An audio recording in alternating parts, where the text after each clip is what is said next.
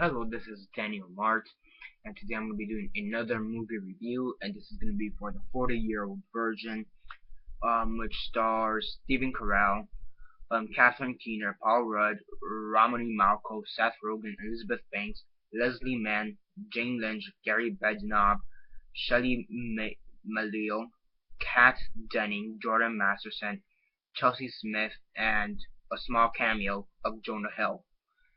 So yeah, that's it for the cast. And before I actually review the movie, though, 10-second spoiler warning for those that have yet to actually watch the movie and haven't already. Stop the video, go check it out, and come back and watch the rest of this review. 10-second spoiler warning as usual, starting now.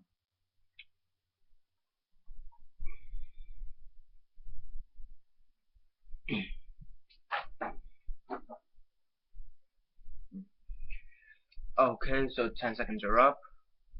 Yeah, 10 seconds are up. So for those who haven't watched the movie yet, please don't comment down below or be messaging me that I never give you that I never gave you a fair warning, because as usual I did. Put that up. Right there. Okay. So yeah, as usual, quick synopsis, likes and dislikes, and then the rates. So basically, as the title describes, it's about this man who's never been laid, a 40-year-old virgin. So yeah, Andy, played by Stephen Carell, starts a relationship with Trish, played by Catherine Keener, and basically he's never had sex, he's never been laid, and his buddies, played by Seth Rogen, Paul Rudd, and Romany Malco, who are Cal, David, and Jay respectively, they're trying to get him laid, and they understand that he doesn't really want to be rushed into getting laid, that he does actually appreciate Trish, his girlfriend, but they do realize that eventually he needs to get laid to be a man, or at least what they consider a man. So yeah, they at first they really don't respect him in with his desires. They say, just fuck her and then move on. But eventually they do come around. They say, okay, we understand how you feel, but eventually you do have to fuck her. So yeah, and at the end of the movie, he gets laid, has sex. He loses his virginity at 40, 14. So yeah, and then you have a pretty funny unexpected and funny singing slash dancing choreographed number at the end of the movie with the four main male leading cast, and Stephen Carell sings. I'm pretty sure he lip syncs, but yeah, still. So this is a comedy movie, and it is pretty comedic in all aspects. Most of the comedy comes from, I guess, subtle in a way, subtle, crude humor, mostly about sex, but a lot of the humor also does come from Andy, and the fact that he is a huge nerd. He's a huge Star Wars and Star Trek nerd, Marvel and DC, um, Doctor Who, Austin Powers, and all that. He's really into pop culture in that sense. He's basically a geek. And a lot of the humor also does come from that, and the fact that he can't get laid. Um, so yeah, it is funny. I mean, there are a few jokes that were kind of hit and miss, but for the most part, most of the jokes were pretty funny. The acting, it was okay, it was decent. Could have been better, I guess, in some aspects, but overall, it was pretty good.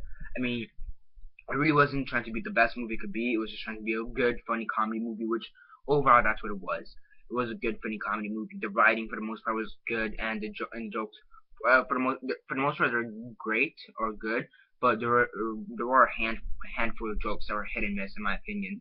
Um, so so yeah, I mean, there was even a few jokes that target Andy's sexuality, whether he's actually gay or straight or whatever, bisexual. So yeah, that was kind of funny. Also most of the jokes really do come from that, which I guess at some point does get a bit annoying that all the jokes come from like just two sources, but that does kind of get a bit dried out. But they do find new ways to actually make it better and improvise. And they just doesn't go for Andy. They do the jokes do point out some of the other characters, such as Cal and David, and Jay, Trish, and a few other characters. So yeah, yeah, it's a pretty funny movie, pretty hilarious for the most part. Jokes do get tiring after a while, but and that's when it kind of gets to that territory where it's kind of hit and miss.